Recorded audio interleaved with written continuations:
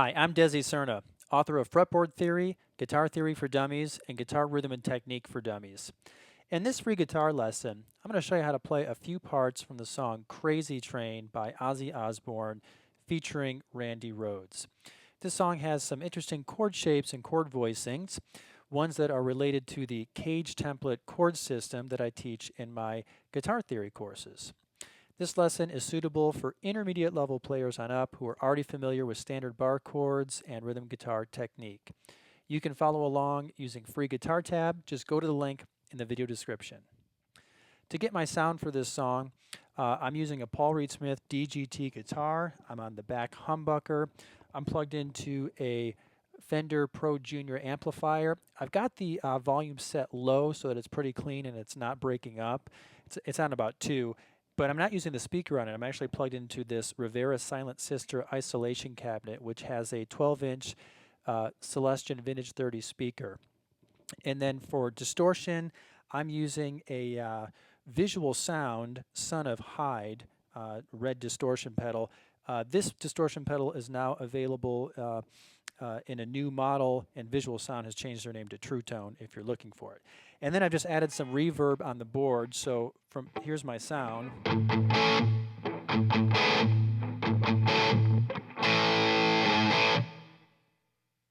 All right, let's get started. So make sure you have the tablature in front of you. I've got the tablature in front of me here, and I'll be referring to it throughout this lesson. And by the way, I do have a lesson, another lesson and another video where I teach the opening riff. If you're interested in learning that, you can look that up. But right now, we're going to just focus on the chords that you hear in the verse. So the main chords here in the song, let me show it to you in like its most basic form, and then we'll actually put together the chord shapes and voicings that the song uses. So the main chords are A, E, D, and then A again. Right out of the A major scale. That's 1, 5, 4, 1. So you could play it like this.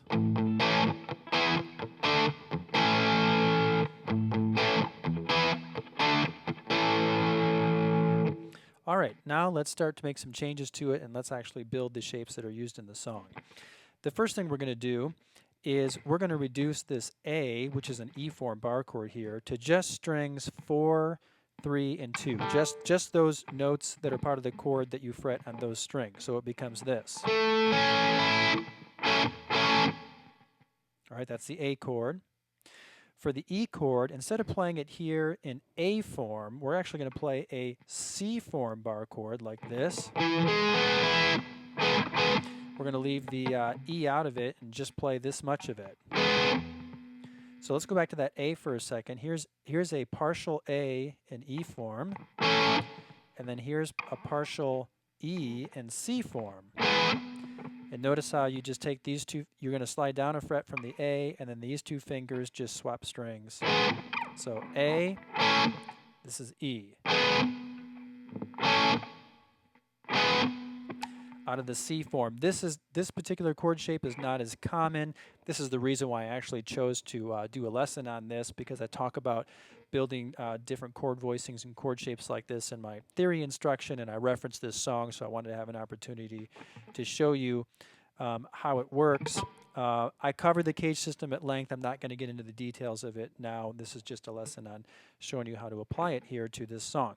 So you've got A, here's E and C form, and then if you just move this shape down 2 frets, this would be D in C form. And then you could play open A here and just end there. So it's A, E, D, A. Notice it just has a slightly different sound, different voicings, same chords, same notes, but they're stacked differently, different shapes than if you did it like this.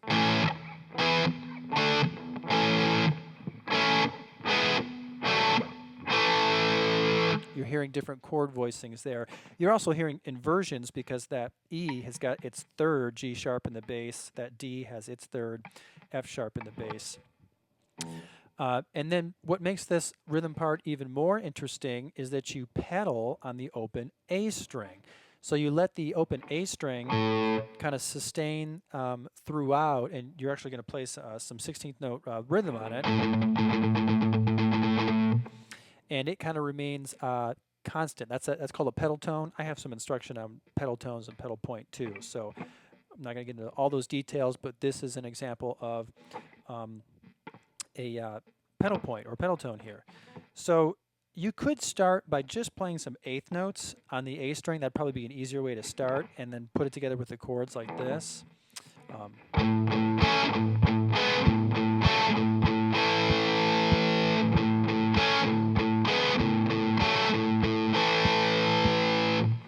The next step would be to play 16th notes on the A string.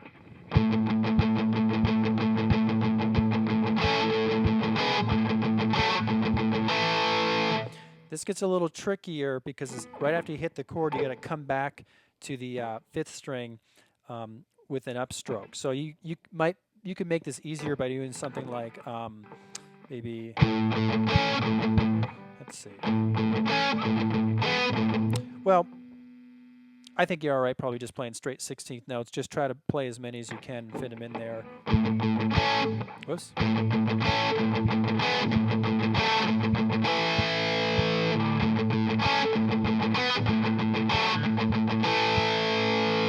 You might need to just practice playing 16th notes on the A string. And by the way, I'm palm muting too. So I've got to hold my palm here, and I roll it up on the string. So instead of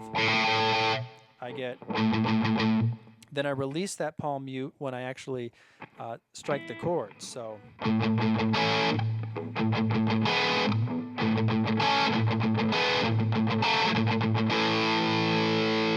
So you might need to just practice playing 16th notes and palm muting and alternating your pick.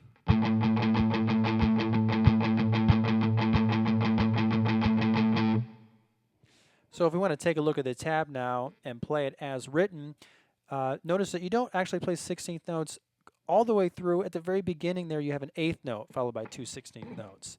So it gives your picking a little bit of a break there.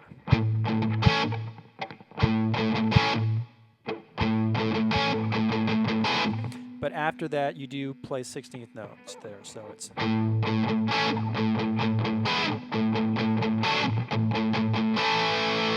And then your picking gets a little bit of a break after the A here, down in the open position. And on beat 4, you can go. So it's.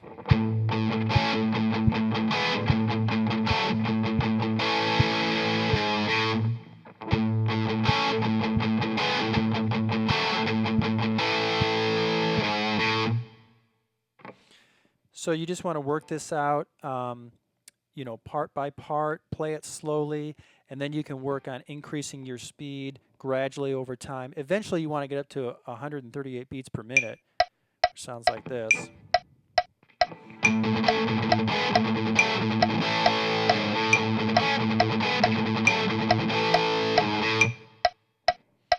Might take you a while to get to that, so don't get sloppy with it. Go ahead and slow it down and play it at a slow tempo and gradually increase your rate over time.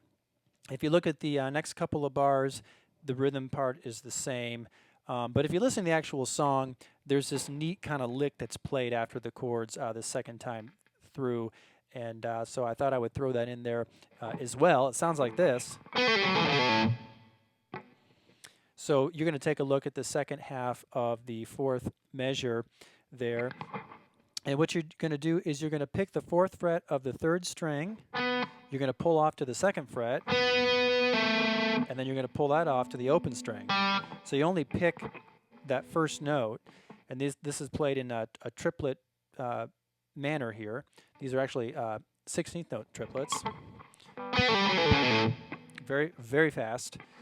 And you do this same thing on the 3rd string and the 4th string and the 5th string. So it's.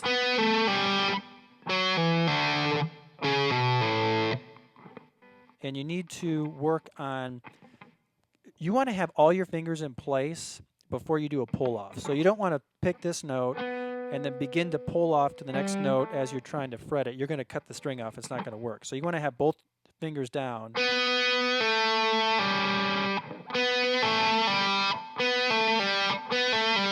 This is kind of a great exercise to develop some pull-off technique. Make sure when you pull your fingers that you're snapping the string. So you're literally picking the string with your fingers as you pull them away.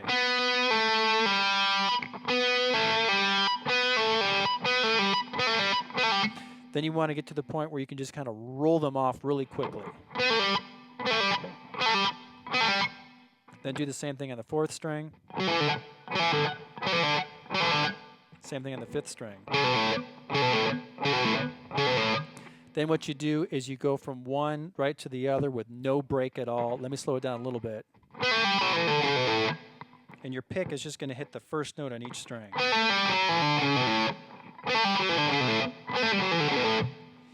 And like the rhythm part that this follows, you probably have to play this at a slow tempo, work on sharpening that technique, and gradually increasing your speed over time. Now, one thing I want to point out is that this section is using notes and chords that's drawn from the A major scale, but when you get to this lick, and the A major scale has a G sharp in it, but when you get to this lick, it's got a G natural in it, which is out of key. And so you might be wondering, well, why does that work, or why is that in there? And the answer is, I don't think it's really meant to work. I think that Randy Rhoads just wanted to put a fast lick in there, and I don't think it mattered if he's stuck in the scale or not. So I think the G is pretty kind of inconsequential, especially because it goes by so quickly. You just hear all these notes descend down into A, so I'm not sure it matters. And this is actually a kind of pretty standard guitar lick in a lot of rock and classic rock songs, you know, doing this sort of thing. You know, think about Jimmy Page when in songs like Heartbreaker and stuff, where he would, you know, this isn't going to work on this guitar, but he would bend some of the strings and do some different things. So anyway, let me play the whole rhythm figure and put those pull-offs at the end of it. I'll slow it down a little bit so you've got...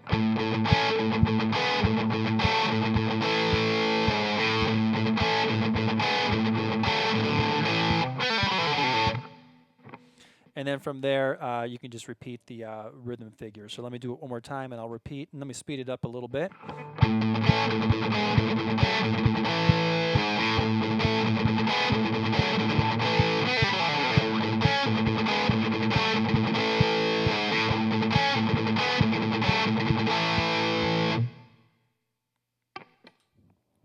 Well, that's all I wanted to cover from this song. Like I said earlier, I actually referenced this song in some of my guitar theory instruction because of its unique use of these different chord shapes and inversions.